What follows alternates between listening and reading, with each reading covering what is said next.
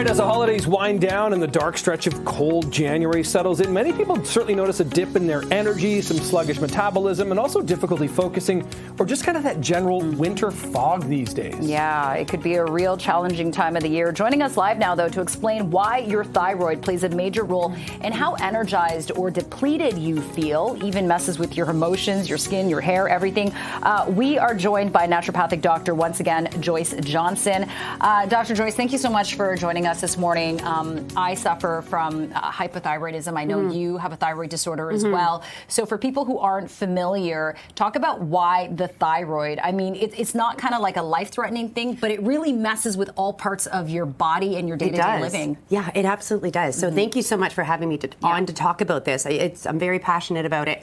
And especially during the winter months, the thyroid is important to keep us warm, to regulate our body temperature. Yeah. And it's also really important to give us energy. And we're starting to feel like kind of sluggish. The weather contributes to that too. So it's really important that we are taking care of the health of our thyroid. Now, if you don't have any thyroid conditions, but maybe you're starting to experience some symptoms of like fatigue, maybe a little bit of brain fog, maybe unexplained weight gain, hair changes, mood changes, maybe it's something that you can speak with your family physician about and have them just do a simple blood test just to see if there's anything that is, you know, remarkably changed, or there's other ways that we can also support it, even if your blood work comes back as what we would say within normal range. And there's even a lot of research about what is normal range for you to make you feel good, because it's quite a big range from like 0.5 to 5 if you get your TSH tested. Okay. I've not had mine tested. However, it's one of these things I do think about a lot. So what can we sort of feed or give our thyroid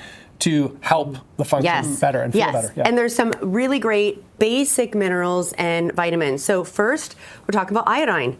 So iodine, iodized salt, you can get it from seaweed. Really great to support the body's production of thyroid hormones. The next, really, really simple, is selenium. 1 to 2 Brazil nuts per day. So selenium is important. 1 to 2. That's it. 1 to 2. Just 1 to 2. Yeah.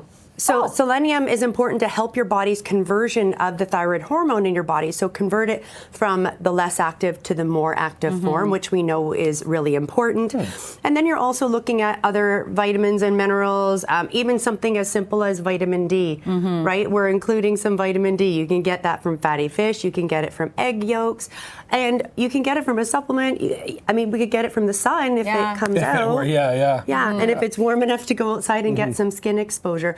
So just some basics here. Also, you know, just oysters. It's a pretty good-looking meal there. I thought they were mushrooms. Yes. I thought they were too. They are definitely oysters. Nice. Yeah. Okay. Yeah. And you know, I know movement and keeping your metabolism running is also super crucial to maintaining your thyroid health. And I also see you have a supplement of magnesium here. Yeah. Well, movement is really important. So I included some magnesium because often with movement can result in some muscle aches, some muscle fatigue, some muscle cramping. However, it doesn't have to be this full-on out gym membership that you need. So we're talking about everyday activities. If you can build some muscle mass and maintain it, that muscle is going to burn more energy.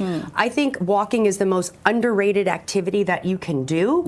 And 10 to 20 minutes of walking after each meal can work wonders for your metabolism. And that's what we're trying to do. We're trying to support your metabolism, trying to support your energy. So shoveling the driveway and doing laundry and walking around, doing those sit to stand activities, standing desks. There's a lot of value in activity throughout the day. Okay, we got less than a minute to go. We've eaten well, we've moved well, but we've got to sleep well, don't we? Right? Yes, and you have to sleep consistently. So you want to keep up the same sleep schedule on the weekends. That is incredibly important because that's going to sort of set the tone for a sleep pattern.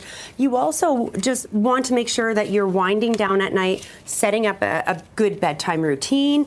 If you need any support, you can look into things like melatonin, for example. But having a nice sleep environment, that cool room, winding down, just setting yourself up for good quality sleep, I think is also going to be key for the health of your thyroid. Yeah, good to hear. Yeah, okay, sleep Dr. is so Joyce Johnson, we appreciate this. And sleep in this shift in particular, hugely important if you can get it. Again, as Joyce mentioned, always check with the doctor before you start any sort of supplemental routine here. But really appreciate this. Thanks so much for helping us with the thyroid. You're welcome. Great to see you in the new year, too. We'll see you soon, I'm sure. Okay, that's Wellness Wednesday again. For this Wednesday, we're back with your headlines right after this.